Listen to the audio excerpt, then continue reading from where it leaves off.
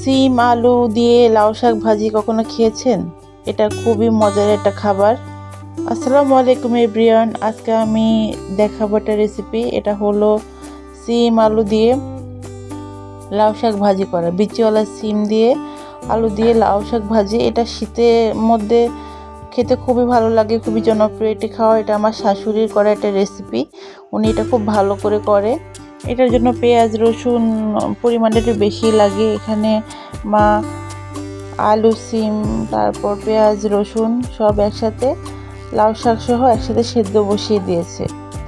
এটা একসাথে সেদ্ধ বসিয়ে দিবে লবণ দিয়ে। এখানে কোনো পানি ইউজ করবে না। আর এখানে রসুন আর কাঁচামরিচটা অবশ্যই দিতে হবে। এরপর ঢাকনা দিয়ে ঢেকে দেওয়া হলো।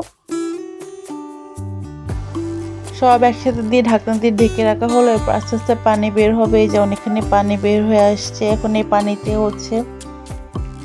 শাকের ডাঁটা আলু সিম একসাথে সেদ্ধ হবে।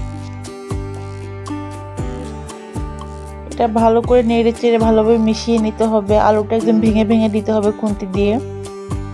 এরপর চলে আসলো ভাজাতে। ওটা সেদ্ধ হয়ে গিয়েছে। কড়াইতে বেশ খানিকটা পেঁয়াজ রসুন দিয়ে বসিয়ে দিলাম ভাজার জন্য। এটা একটু বাদামি হওয়া পর্যন্ত ভাজতে থাকবো। চেষ্টা করব পেঁয়াজটা আর রসুনটা একটু পরিমাণে বেশি দিতে। পেঁয়াজ রসুন আর কাঁচামরিচটার কারণে এটা টেস্টটা খুব ভালো হয়। একটু বাদামি হওয়া পর্যন্ত আমরা অপেক্ষা করব। একদম লালও করব না, তাহলে শাকের কালারটা নষ্ট হয়ে যাবে। এখন শাকটা দিয়ে দিলাম। দিয়ে এখন আমরা এটা নেড়ে চেড়ে ভেজে নেব, এটা বাগারের মতো করে।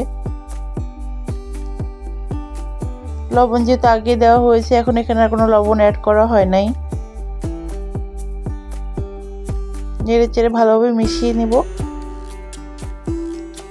মোটামুটি রেডি হয়ে গিয়েছে সিম আলু আর লাউ শাকের যে ভাজিটা। এটা খেতে খুবই ভালো লাগে, অসাধারণ একটা রেসিপি। এটা গরম গরম ভাতের সাথে আপনারা একবার অবশ্যই করে দেখবেন। এটা শীতের সময় বিচিওয়ালা সিম যখন বের হবে, এই আইটেমটা অবশ্যই একবার হলো করবেন। একবার খেয়ে দেখুন, স্বাদ মুখে লেগে থাকবে ইনশাআল্লাহ। আসসালামু আলাইকুম, সবাই ভালো থাকবেন, আমার জন্য দোয়া করবেন। আমার ভিডিওটা ভালো লাগলে কমেন্ট করে জানাবেন, চ্যানেলটা সাবস্ক্রাইব করে দিবেন, ভিডিওতে লাইক দিবেন। আজকে এই পর্যন্তই। আল্লাহ হাফেজ।